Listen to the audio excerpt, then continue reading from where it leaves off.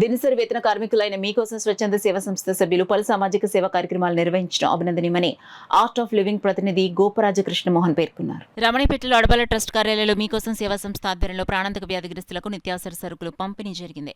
ఈ సందర్భంగా ఆయన మాట్లాడుతూ మనిషిని అన్ని రకాలుగా నాశనం చేసేది వ్యసనాలని, వాటికి దూరంగా మీకోసం సేవా సంస్థకు చెందిన యువకులు సమాజ సేవకు అంకితం అవడం అభినందనీయమని అన్నారు.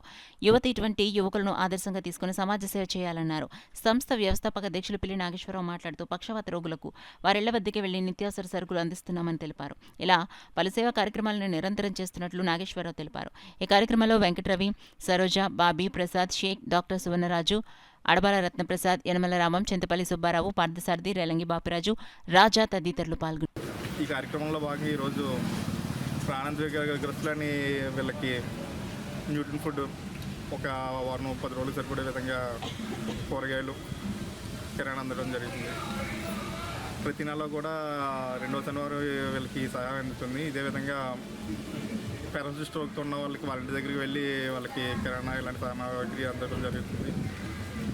అదేవిధంగా ఎవరికైనా మా సంస్థ సభ్యుల సహకారంతో ఎవరికైనా అత్యవసర సమయంలో బ్లడ్ అందించడం, వాళ్ళకి అవసరం ఉన్న మేరకు మేము సహాయం చేయడం జరుగుతుంది. ఈరోజు కార్యక్రమం భాగంగా వెంకటరవి, సరోజ గారు సహకారంతో ఈ కార్యక్రమం జరుగుతుంది. ప్రతి నెల జరిగే కార్యక్రమాలు సహకరిస్తున్న మా సంస్థ సభ్యులకి, అలాగే అడబాల ట్రస్ట్ వారికి అందరికీ హృదయపూర్వక ధన్యవాదాలు. ఇలాంటి తాపీ మేస్త్రని ఇలాంటి వాళ్ళందరూ కలిపి ఒక సంఘం కింద ఏర్పడి ఒక 4 సంవత్సరాలుగా ప్రతి సంవత్సరం మేము వస్తున్నాం, చూస్తున్నాం, వాళ్ళు చేసే సేవా కార్యక్రమాలని చాలా హర్షిస్తాం. వాళ్ళు ఈ ప్రాణాంతక వ్యాధిగ్రస్తులైన వీళ్ళకి సరుకులన్నీ ఇవ్వడం జరుగుతుంది. అంతేకాకుండా ఇంకో గొప్ప విషయం ఏంటంటే కొంతమంది పక్షవాతంతో ఇంట్లో ఉంటారు, లేకపోతే చతికిలిపడి ఉంటారు, ఎవరో తీసుకొచ్చే వాళ్ళు ఉంటారు. అలాంటి వాళ్ళు ఇంటికి వెళ్ళి కూడా ఇస్తున్నారు. సో ఇలాంటి విషయాలు మనం హర్షించాలి. ఇది మనం కాకినాడలో యువత ఆదర్శంగా తీసుకోవాలి ఇలాంటి వాళ్ళని. ఎందుకంటే కేవలం డిసెంబర్ 31 కానీ ఆకాశాన్ని అంటే ఇలా కోట్లు ఖర్చు పెట్టడం అది ఉపయోగంగా ఉండట్లేదు. అలాగే పుట్టినరోజులన్నీ కూడా చాలా హంగులతో చేయడం చేస్తున్నారు. అందువల్ల ఎవరికి అవసరం వాళ్ళకి చేస్తే భగవంతుడు కరుణ కటాక్షం ఉంటుంది.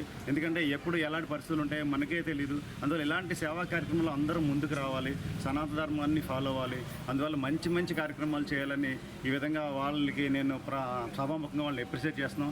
నాగేశ్వరరావు అండ్ టీం ప్రతి నెల వాళ్ళు ఇస్తున్నారు. ఇలాంటి కార్యక్రమాలు వీళ్ళతో పాటు మిగతా యువత కూడా ఇలాంటి సంఘాలు ఏర్పాటు చేసి ఇలాంటి మంచి కార్యక్రమాలు చేయాలని మనసా వాచా కర్మన కోరుకుంటున్నాం.